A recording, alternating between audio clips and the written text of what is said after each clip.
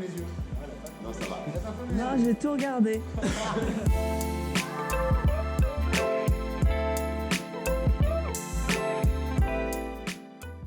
Alors, Jamal, David. Voilà.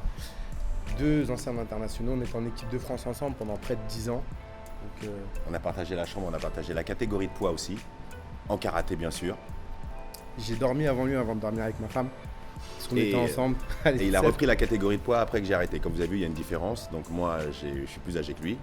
Et je m'appelle donc David Félix et vous avez Jamal Belmir. Donc je vais vous le présenter, c'est l'un des plus gros palmarès français parce qu'il a été champion de France, champion d'Europe, champion du monde, vainqueur des Jeux mondiaux.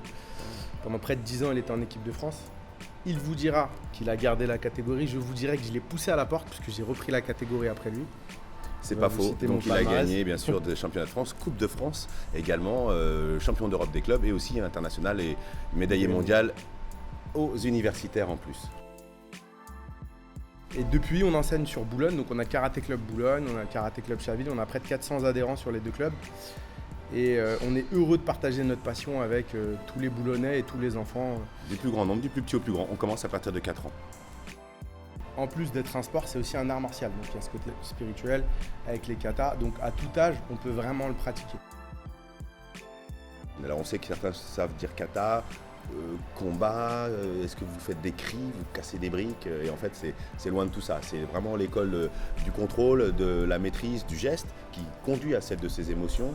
C'est celle où les gens viennent pour fracasser les autres mais ils apprennent à se combattre leurs propres peurs, leurs angoisses. Et finalement, qu'on croit combattre les autres, on se combat soi-même et on apprend à se maîtriser.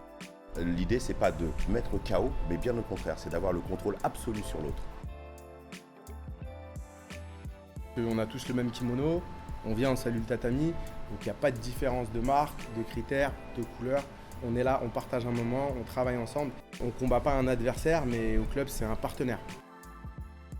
Dans la sémantique, c'est important de rappeler que, à la différence des autres activités sportives, on n'est pas des entraîneurs, on est des professeurs. Ça veut dire que ce qu'on communique, ce qu'on traduit, ce qu'on partage a un impact très important. La philosophie, c'est ça. C'est un nombre de valeurs qu'on a dans la vie de tous les jours, mais qu'on rappelle dans le credo du karaté. Le respect, la politesse, l'amitié, la gentillesse, le partage. Et ces choses-là qu'on a envie de dire, c'est le fameux vivre ensemble. Ben nous, on le recrée au sein du club, et comme il le dit, avec les mêmes habits que chacun.